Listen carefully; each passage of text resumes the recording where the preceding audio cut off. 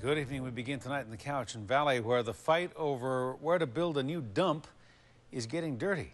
The regional district wants to build the new Eco-Depo on a rural patch of land near Shawnigan Lake, and it says it would be built to the highest environmental standards. But if you take a quick drive around the neighborhood, you'll see how people feel about that plan. Hand-lettered signs are posted on lawns and on street corners everywhere you turn, demanding that the CVRD back away from that site, some even calling for resignations. A News Mid-Island Bureau Chief Jonathan Bartlett has the story.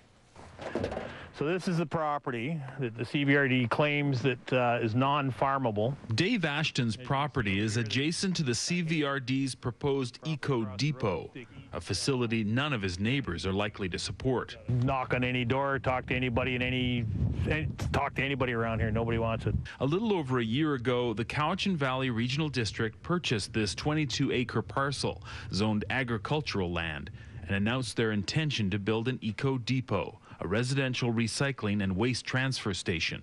It's a dump. You bring your stuff here, you dump it in bins, and then you leave. The main point is that this is A1 land. We're standing on Agriculture 1 land, and the Eco-Depo is fundamentally an rated industrial activity.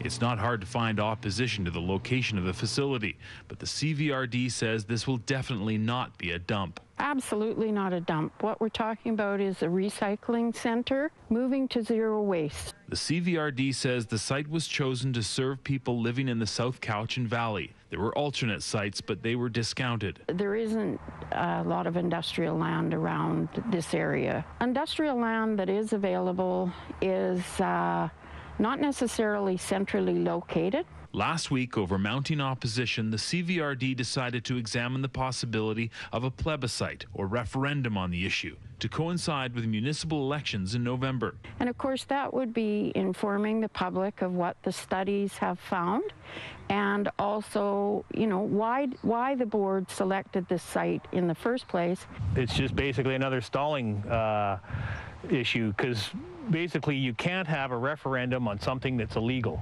If the Supreme Court comes back and says, as we believe they will, that they have no right to do it, you can't have a referendum or a plebiscite based on an illegal proposal.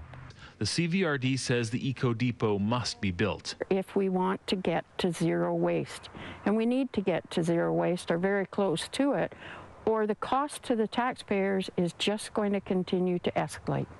In Cobble Hill, Jonathan Bartlett, A News. Jonathan joins us now in our Mid-Island Bureau with more. Jonathan, what question would be in the referendum regarding the Eco-Depo? Hudson, the wording of the question hasn't been decided yet. The Cowichan Valley Regional District will do that before their board meeting on September 14th. Opponents say the referendum or plebiscite will be meaningless when the property is still zoned as A1 or agricultural. And just to be clear, the few acres where the actual Eco-Depo will be built is not in the ALR, the Agricultural Land Reserve. Now, in the midst of all of this, is there a lawsuit in the works as well? Well, several lawsuits, actually. Neighbors did not like the way the property was purchased in secret, although I'm told that's standard practice, so land speculation doesn't come into play. Some people, including Dave Ashton, have wells in the area and are concerned with contamination from the materials brought to the depot. Many people who live around the Eco-Depo worry about what is coming to their neighborhood. Maybe not a dump, but something just as worrisome. All right, we'll keep an eye on it, Jonathan. Thank you. Thank you.